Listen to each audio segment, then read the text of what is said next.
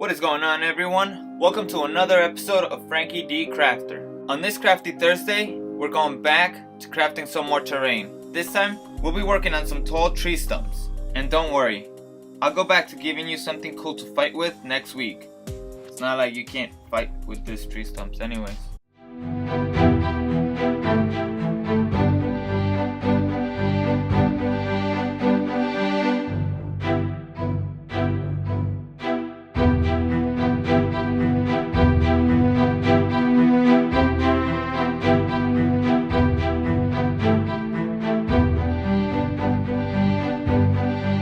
Let's not underestimate the power of scattered terrain.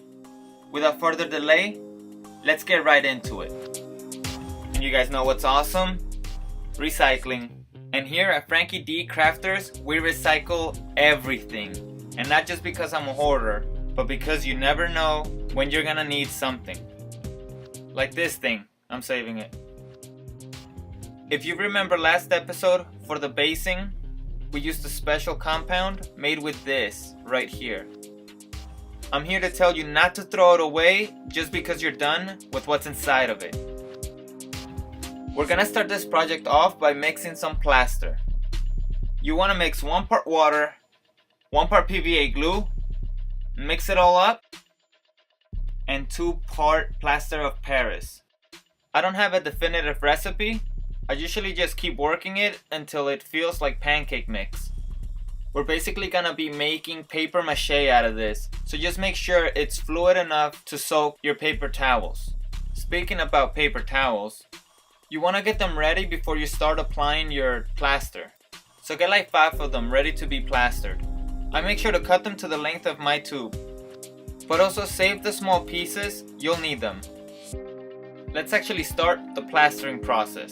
When soaking your paper towel, make sure to soak both sides. When you're working on this, you'll know what I mean. We want to start by using the small pieces of paper towel to kind of mimic the roots of a tree for the bottom section. I looked at a lot of references for giant trees online, and what I've noticed with huge trees is that the roots don't actually show on the surface. The roots for these huge trees don't actually spread so much horizontal. They dig themselves as far as possible directly downwards. For this step right here, I'm just making sure that the tube is completely covered with plaster. This way it'll be a lot easier to apply the paper towels to it. When applying the paper towels, avoid horizontal folds. You want to gently tap the paper towel to make sure it sticks to the tube. I specifically chose this paper towels because of the texture they have. I'm still experimenting, but I'm hoping that the texture comes out like bark. Keep on applying the paper towel until you have full coverage. And trust me when I say this step is not as easy as it looks. So you want to take your time. And when you're doing this, make sure there's not a lot of air pockets in between the roll and the paper towels. Once it's all covered, it might seem ready to paint in about 2 hours or so, but what I would suggest is actually waiting a whole full day. The reason why I wait so long is because if you start painting it at that 2-hour mark, the inside of it, the part that's closest to the tube, will still be wet, and that can sometimes cause damage while you're painting.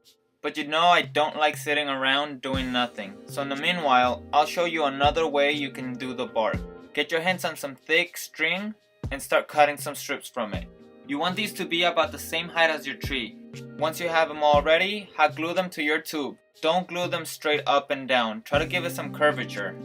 And you don't need to necessarily use a plastic tube. You can use the leftover roll from your paper towels. And from here, it's basically the same steps as before, where you want to cover the tube and then you want to start applying the paper towels. At the end of the video, you can see the differences between the two techniques, and you can go ahead and do whichever one you want. But I do suggest doing a few at a time. Now it's time to do the basing using some foam board. And I'm using a cap that's just about the right size for the circles. Once you have them ready and sketched out, start cutting them out. Here I'm using a new blade, so I know it's gonna cut easy. But if your knife is not as sharp, I'd suggest you don't try to cut it in one go. Once you have them all cut out, start rounding off the edges of one side. Once your stumps are completely dried up, primer them. Then hot glue them to the base. Then start adding texture to your base with the ground mix. To flatten out the top of your stump, add some hot glue to it. Once the hot glue cools, add another thin layer of hot glue, only this time, do it in a spiral motion. Painting this shouldn't be too hard. I started all off by painting the whole thing brown. Next thing I do is make sure I dry brush the whole thing with a light gray. This will bring out some of the detail from the texture. This will also help the strength of the lighter colors we'll be placing on top of these details. The color I add next, it's almost like a flesh tone. I chose this tone because I thought that later on when I add the wash, the colors are gonna mix very well. You wanna make sure to paint the top of these lighter than the actual bark.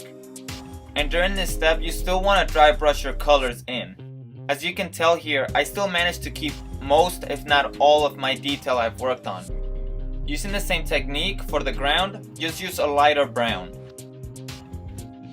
We're gonna add some white highlights by dry brushing them into a few spots on the log. You don't have to do it all the way around, just pick out some spots next to your highest details. And don't forget to do the same for the base. After the paint so far has been completely dry, start adding your washes. The first one I add is a black wash. I basically draw a circle on the top of the log to separate it from the bark. Next, I cover the whole thing with a brown wash. This is more of a skin tone wash, but I do like how it looks when applied to trees. But even better, I love how it looks like on the ground. Once the first layer of wash dries off, start applying another layer. This time I'm going with a darker layer. This is simply a black wash. Now when you're applying this wash, only do it where there would be almost no light. Adding details like this will exaggerate your lowlights and really bring out a lot of the details. And just as we picked out some of the lowlights, we're gonna start picking out most of our highlights. First we'll pick out the easy ones. So all the spots that would be directly hit by sunlight from above. Next, start picking out some of the most noticeable grooves. And lastly, you want to pick out some details near the spots where you have added lowlights. But if you would like to take it even further, you can add some line work with a very fine brush and Indian ink. You simply just pick out some spots that you'd like to darken up. And we're almost done, guys, I promise. All we gotta do is add the grass. I use tacky glue because I trust that once I put the grass in there, it'll stay there. When applying it, you don't want to apply it in the whole base. Just pick out a few spots where you think the grass might look good. Once you have your glue ready, start adding that flock. If you're happy with how it looks, you can stop there. But I'm gonna continue and spread some of that grass towards the top of the tree. And again, I'm not doing it everywhere, just picking out certain spots, and I'm not going too high up on the tree either. To make sure the grass stays on my terrain, I cover it with a mix of PVA glue and water. I'm adding it directly with a brush, but you can use a spray bottle if you'd like. I then take a paper towel and gently dab it where there is just way too much glue. Just remember to be gentle if you decided to do it this way. I don't like to leave the grass as just one tone of green. So I go back and add a bit of dark green on certain spots and then dry brush it with some bright yellow. I do this because most of the games I run are high fantasy, and I feel like everything has to be exaggerated. And with that being said, we are done with this craft. Hope you enjoyed this episode of Franky D Crafter. And if you enjoyed the video, hit that like button. And if you haven't subscribed yet, you should. I got some crazy projects coming up that you won't want to miss.